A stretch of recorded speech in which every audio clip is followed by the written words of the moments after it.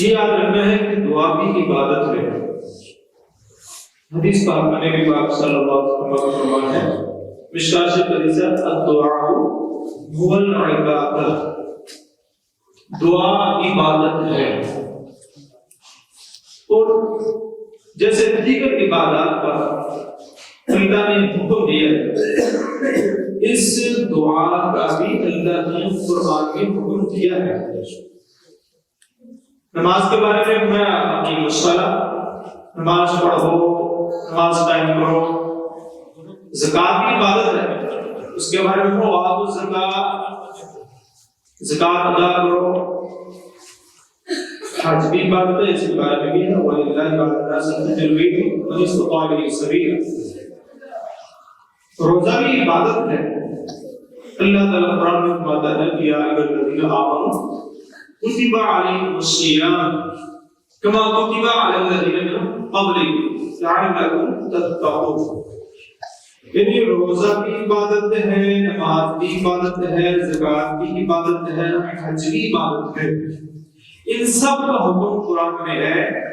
یاد رکھنا ہے کہ دعا بھی عبادت ہے، اس کا حکم بھی قرآن میں ہے. فرمایا وقال ربکم ادعونی استجب لکم، تمہارا رب فرماتا ہے کہ تم مجھ سے دعا کرو، میں تمہاری دعا کو قبول کروں گا. ادعونی، تم مجھ سے دعا کرو. تو قرآن کا حکم ہے دعا کرو. اور دوسرے میں اجیب دعوت الداعی اذا دعان، میں دعا کرنے والے کی دعا کو قبول کرتا ہوں جب بھی وہ دعا کرے. میں دعا کرنے والے کی دعا کو قبول کرتا ہوں اذا دعان، جب بھی وہ مجھ سے دعا کرے. نماز کا وقت مقرر ہے. ان الصلاۃ کانت علی المؤمنین کتابا موقوتا. نماز کا ایک وقت ہے. نماز عبادت ہے، اس کا وقت مقرر ہے، نہ اس سے پہلے ہو سکتی ہے، بعد میں پڑھیں گے تو قضا. روزہ بھی عبادت ہے، اس کا وقت بتا دیا گیا ہے، وہ اس وقت فرض ماہ رمضان. اس سے پہلے ماہ رمضان کا روزہ رکھنا چاہو گے مانے نہیں چلے، بعد میں رکھنے چاہو گے قضا کرنی پڑے گی. حج کا بھی وقت مقرر ہے، اس وقت حج کر سکتے ہیں، اس کے علاوہ ایام میں حج نہیں کر سکتے. حج کرو گے تو ہو گئی.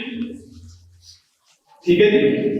زکوٰۃ بھی فرض ہے، اس کے بھی بتایا گیا ہے کہ اتنا مال ہوگا تو زکوٰۃ بنتی ہے. نہیں مقرر ہے.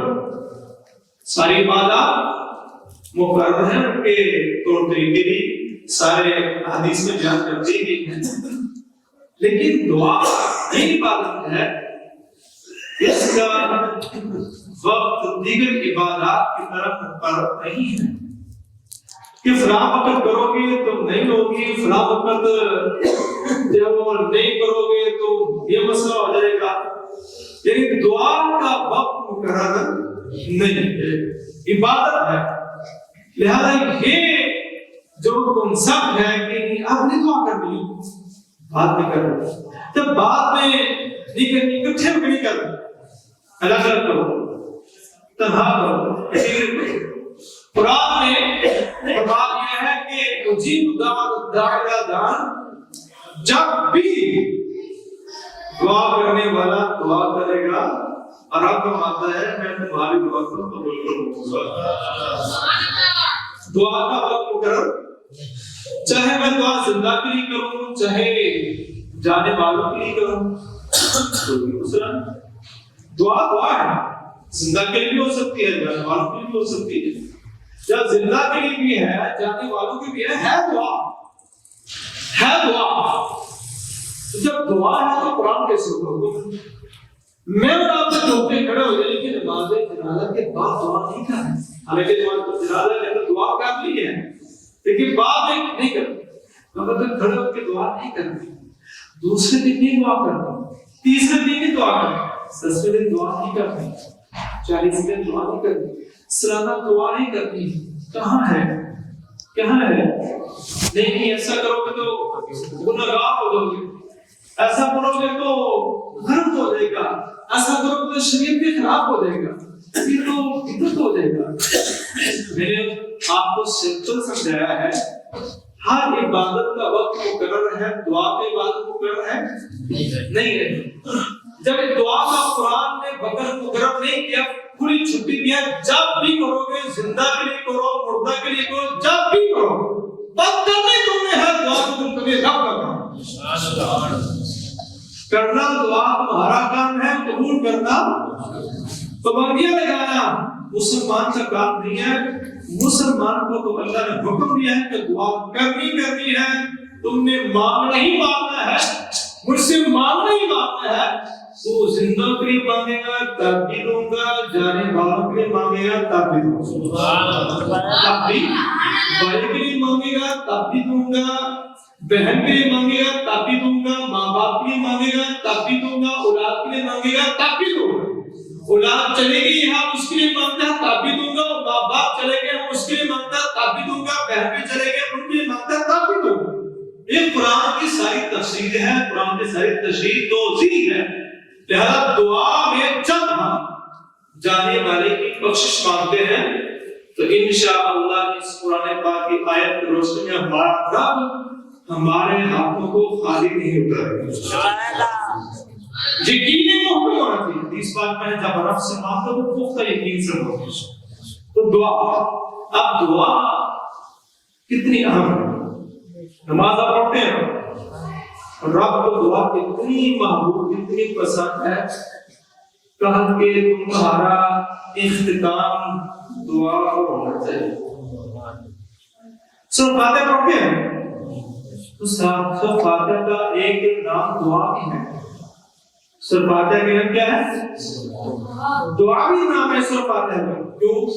اس لیے کہ سورۃ فاتحہ کے اندر یہ دعا ہے، اہدنا الصراط المستقیم، یہ دعا تو ہے، اے اللہ کسی طرح سے بچا دعا ہی۔ تو بھائی جب تک آپ نماز میں دعا نہ مانگو، رب آپ کی نماز ہی قبول نہیں کرتا۔ جب تم نے نماز کا اہتمام کرنا ہے تو سنت بنا دیا ہے کہ لہذا تمہیں دعا نہ مانگی اینڈ میں تو تمہاری نماز ادھوری ہونا نامکمل مانی جائے گی، تمہارا ثواب نہیں ملے گا۔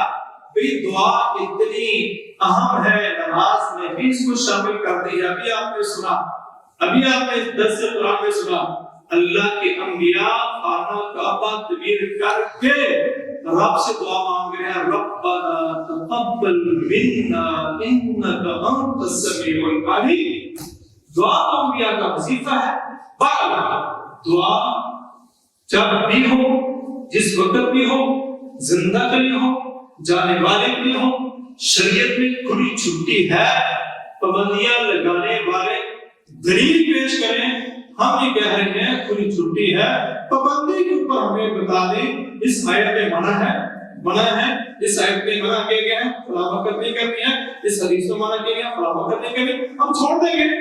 اور جب قرآن میں کھلی اجازت ہے، حدیث میں کھلی اجازت ہے، تو پھر پابندی لگانے کا فائدہ نہیں ہے، پابندی لگانے کی ضرورت نہیں ہے۔ ہر عبادت کی پابندی ہے، وقت بتایا گیا ہے۔